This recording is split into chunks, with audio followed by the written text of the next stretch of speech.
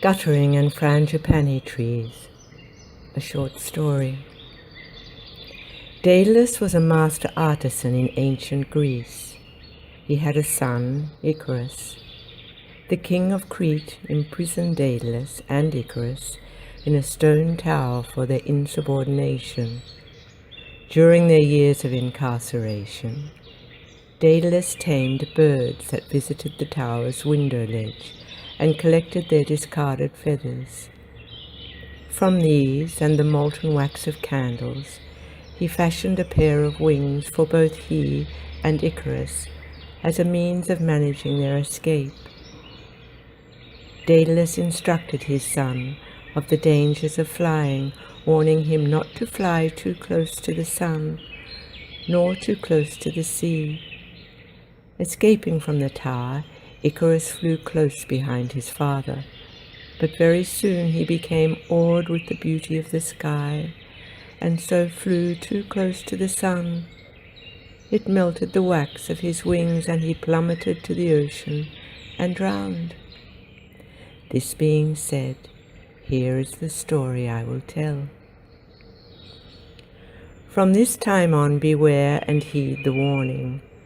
Guttering is the enemy of all Frangipani trees.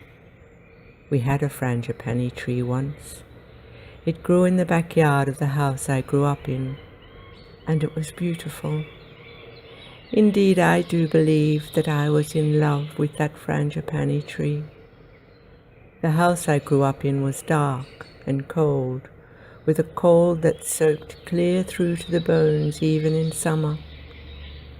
My sister reckoned that someone bad had died there and gone to hell, and that's why it was so cold. But I didn't believe her, because anyway, if the person had gone to hell, why then they'd be burning, wouldn't they? And so of course the house would be hot, wouldn't it? And anyway, even at my young age, I realized that the whole problem was a design fault. For the house was built of dark-colored brick and sat wedged between two others built of the same, and it had a pair of draughty side passages which never saw the sun. And besides, it faced south, so it was bound to be cold. There was no evil omen associated with it. It had just been a bad buy that no one would admit to. The Frangipani tree grew just outside our kitchen window, the only place in the house that welcomed sunlight.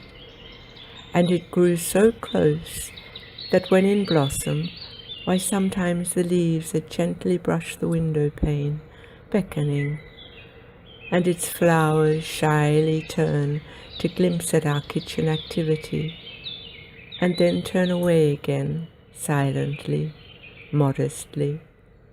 And I know all this, for as I say, I was in love with the Frangipani tree.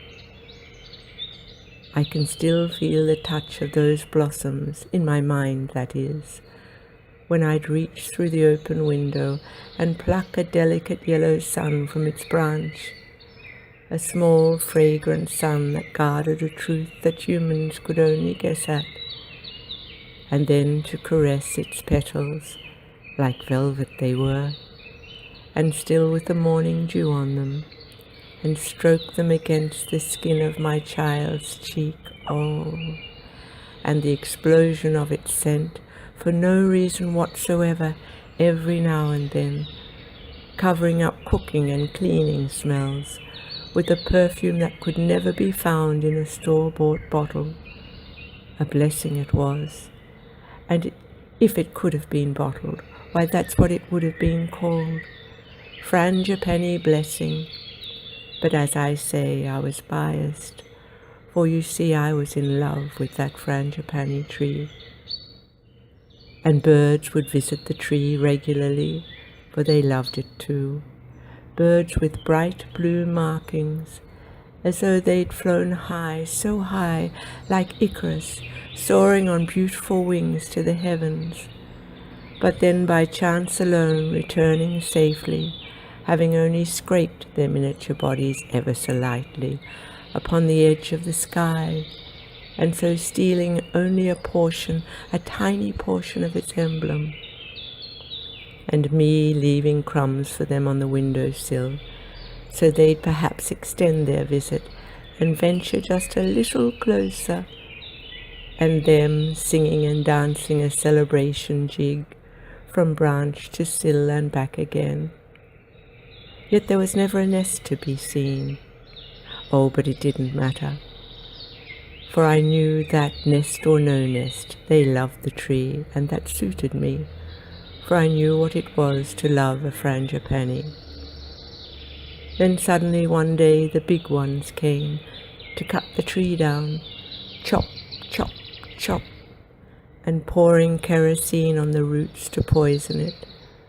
For its leaves, you see, were clogging the guttering, and so it had to die, for that was the truth of the suburbs. Mandarin trees are the enemy of all drains. We had a mandarin tree once. It grew beside a fence in the backyard of the house I grew up in.